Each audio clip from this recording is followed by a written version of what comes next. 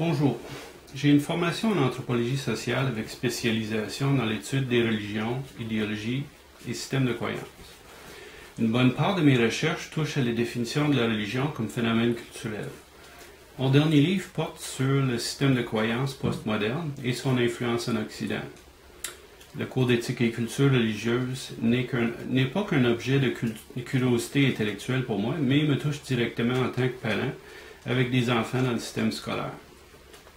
Le cours d'éthique et culture religieuse, qui est obligatoire dans tout le système scolaire québécois depuis septembre 2008, constitue un exemple assez typique de la nouvelle religion bien répandue chez nos élites universitaires et médiatiques, soit le postmodernisme. Évidemment, nos élites rejettent complètement l'idée que par le biais du cours de CR, ils colportent une religion. Mais est-ce que cela tient la route du point de vue de l'anthropologie des religions? C'est une question que je traite en profondeur dans mon livre « Fuite de l'absolu ». Notons que le postmodernisme est la religion de nos élites. Il est bien répandu dans nos départements de sciences sociales, de théologie et d'études religieuses, ainsi que chez nos élites médiatiques et juridiques. Mais on refuse de l'identifier comme religion car il s'agit de ce que les sociologues appellent une religion invisible. Si les religions chrétiennes ont leur credo et les musulmans leurs 5 piliers de la foi, le postmodernisme évite comme la peste de jouer carte sur table et exposer ses croyances aux yeux de tous. Pour diffuser ses dogmes, il préfère les méthodes subliminaux et marketing. On peut comparer les religions de bien des manières, mais une approche fort instructive est d'examiner leur attitude à l'égard de la question de la vérité. La majorité des religions traditionnelles ont un texte sacré qui leur sert pour juger entre le bien et le mal. Pour simplifier un peu dans la tradition catholique, cela consiste à la fois dans la tradition des pères de l'Église, des déclarations du pape ainsi que la Bible. Dans la tradition protestante, on s'appuie sur la Bible uniquement. Et chez les musulmans, le Coran, ainsi que les fatwas ou les jugements des imams sont la référence. Le système de croyance postmoderne, quant à lui, rejette l'idée qu'il existe à quelque part une vérité. Le désir et l'épanouissement de soi sont au cœur du postmodernisme. Pour le postmoderne, l'individu est la référence ultime. Au bout du compte, l'individu est la seule vérité qui reste pour le postmoderne. Contrairement aux idéologies matérialistes qui ont dominé le XXe siècle en Occident, le postmodernisme ne rejette plus de manière absolue ce qu'on appelle le spirituel ou la religion traditionnelle. Donc, l'athéisme n'est pas essentiel.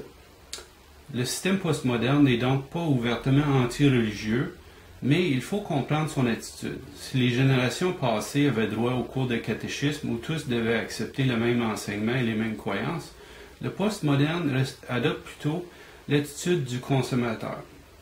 C'est un peu comme lorsque vous allez au restaurant buffet et vous prenez votre plateau, vous mettez une assiette et vous dites « je pense que ce soir ça me tenterait une pointe de pizza. » Ah, puis un peu de souvlaki, et puis un taco et du couscous.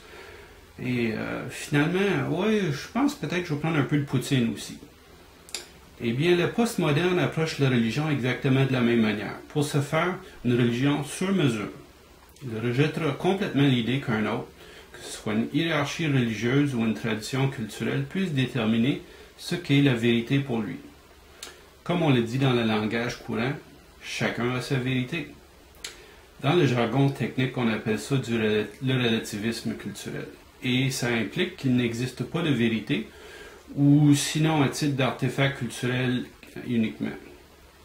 Au Québec, on constate que le cours d'éthique et culture religieuse sert le buffet des religions du monde à nos enfants, mais en prenant soin d'éviter de dire quoi que ce soit sur la vérité de ces religions. Ça, c'est l'enfant qui doit en juger, et les parents ne doivent pas s'en mêler. Pas question donc d'accorder des exemptions aux parents qui rejettent ce cours. Il faut observer aussi que si on aligne dans le cours d'ECR Bouddha, Jésus, Mahomet et le carcajou amérindien, cela implique que dans l'ensemble du système scolaire québécois, on impose aux enfants une religion polythéiste. Est-ce que c'est une affirmation exagérée ou abusive? Non, car du point de vue de l'anthropologie des religions, ça tient la route tout à fait. Par définition, une religion polythéiste admet la vénération de plusieurs dieux, mais n'exige pas la vénération d'une divinité particulière. Et dès qu'on a admis l'existence ou l'équivalence des dieux, cela suffit. On est donc en présence d'une religion polythéiste. Et c'est bien le cas dans le cadre du cours de ECR. Si cela ne vous convainc pas, cherchez dans les manuels de ECR publiés par le ministère de l'Éducation pour des déclarations sans ambiguïté que de l'avis des auteurs du cours, la divinité X ou Y est un faux Dieu. Et il faut bien s'entendre. Là encore, c'est un indice de plus de la non-neutralité du programme d'ECR. Un indice additionnel du caractère religieux du cours d'ECR est le zèle et l'énergie messianique avec laquelle ces propagateurs non seulement diffusent leur vision du monde, mais aussi le fait qu'ils exploitent l'appareil du tas pour l'imposer sur l'ensemble de la population québécoise. En général, lorsqu'on fonde une religion, la question du recrutement se pose immédiatement. Il faut faire des adeptes, il faut faire des convertis. C'est le b.a.-ba de n'importe quel système religieux. Et le moyen le plus économique, c'est de faire du porte-à-porte pour chercher à convaincre les gens. Mais cela demande beaucoup d'énergie et d'engagement. Il faut être prêt à se faire claquer la porte au visage parfois. Et ça, c'est trop demandé à nos élites. Puisqu'ils sont près du pouvoir, ils peuvent exploiter non seulement l'appareil d'État, mais également nos taxes pour répandre leur idéologie. Inutile de faire du porte-à-porte. Il est d'ailleurs devenu impossible de leur fermer la porte, de toute manière. Les moyens exploités par nos élites postmodernes pour imposer leur système de croyance sont à ce point extraordinaires qu'ils invitent une comparaison qui provoquera inévitablement une réaction émotive très forte. On va donc faire un bref parallèle entre le cours d'éthique et culture religieuse et la jeunesse hitlérienne des années 30 et 40, dont le programme a été introduit initialement en 1923. Il faut bien s'entendre. Évidemment, l'ECR n'est ni une idéologie raciste, ni violente. Et dans l'ECR, il n'est pas question non plus de race supérieure. Mais au-delà des différences du contenu, on se voit obligé de constater des convergences entre ECR et la jeunesse hitlérienne au niveau des méthodes utilisées pour développer ces programmes. Par exemple, au niveau de la durée du programme, la jeunesse hitlérienne, qui était appliquée au niveau des garçons, était juste de 14 à 18 ans, c'est-à-dire de 4 ans. Tandis que l'ECR est d'une durée de 11 ans, ça part du début du primaire jusqu'à la fin du secondaire. Dans les deux cas, ces programmes-là étaient obligatoires.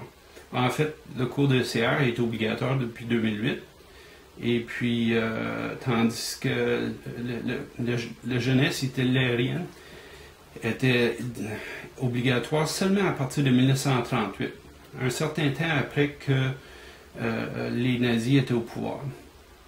La jeunesse, c'était obligatoire aussi pour les garçons et les filles, pour la jeunesse hitlérienne, et c'est le cas aussi pour le cours d'éthique et culture religieuse. Et puis, pour ce qui est du rôle de l'État, en fait, la jeunesse hitlérienne l'État était impliqué dans l'imposition de la jeunesse hitlérienne seulement à partir de 1933, c'est-à-dire le moment où les nazis étaient élus au pouvoir, et tandis que l'ECR, immédiatement, à partir de 2008, dès le début, l'État était impliqué dans son imposition. Et donc, tout le ministère de l'Éducation appuie l'ECR. On constate donc, même s'il diffère au niveau du contenu, sur le plan des méthodes employées, le programme d'ECR est bien plus exigeant et envahissant que pu l'être le programme des jeunesses hitlériennes. Évidemment, ce genre de parallèle va faire exploser d'indignation nos élites. Mais je les invite à dépasser leur réaction émotive initiale pour examiner les faits et d'y réfléchir de manière sérieuse. Jouer les vierges offensées, saintes et irréprochables, ne sert de rien. Voici une observation qui devrait faire réfléchir les protestants appuyant ECR au Québec. Sur le site Wiki, touchant la jeunesse hitlérienne, on indique que la jeunesse hitlérienne a augmenté beaucoup ses effectifs en absorbant d'autres organismes de jeunesse allemandes existants, et ce, avec ou sans leur consentement. Et parmi ceux-ci, il y avait l'Evangelische Jugend, doté de 600 000 membres à l'époque et qui était l'organisation de jeunesse de l'Église évangélique d'Allemagne. La question se pose, existe-t-il des parallèles dans notre situation? Au Québec, depuis bon nombre d'années, les élites postmodernes se sont attribuées de plus en plus de pouvoir, lui permettant de s'interposer entre le parent et son enfant. Implicitement, le ministère de l'Éducation dit aux parents « Torchez les fesses, ramassez le vomi, payez les factures, et nous, on s'occupera de modeler la vision du monde de vos enfants. Vous vous occupez du corps de ces enfants, mais leur esprit nous appartient. » Mais nos élites postmodernes ont tout de même appris quelques leçons de Hitler et de Staline. La brutalité ouverte, ça vous attire des ennemis et ce n'est pas vendeur. Il en résulte que les postmodernes, tout en gardant une attitude totalitaire, présentent en public un visage bienveillant, un visage marketing, un visage manipulateur. Mais dans la pratique, un visage tout aussi intolérant que Hitler ou Staline. L'auteur du roman futuriste Retour au meilleur des mondes, Aldous Huxley, a eu une inspiration quasi prophétique lorsqu'il a spéculé sur ce que serait le futur de l'Occident. Il dit, je cite, « Sous l'impitoyable poussée d'une surpopulation qui s'accélère, d'une organisation dont les excès vont s'aggravant par le moyen des méthodes toujours plus efficaces de manipulation mentale, les démocraties changeront de nature. Les vieilles formes pittoresques, élections, parlements, haute cour de justice demeureront. Mais la substance sous-jacente serait une nouvelle forme de totalitarisme non violent. Toutes les appellations traditionnelles, tous les slogans consacrés resteront exactement ce qu'ils étaient au bon vieux temps. La démocratie et la liberté seront les thèmes de toutes les émissions radiodiffusées et de tous les éditoriaux. Mais une démocratie et une liberté au sens strictement pickwickien du terme. Fin de la citation. Jusque récemment, le système d'éducation au Québec tolérait sans problème et sans danger de s'effondrer le choix des parents et la différence des programmes religieux. Dans le réseau public, les enfants avaient accès aux cours de religion catholique, protestant et morale. Et dans le réseau privé, aux cours de religion évangélique, judaïque, musulmane, amérindienne et qui sait quoi d'autre.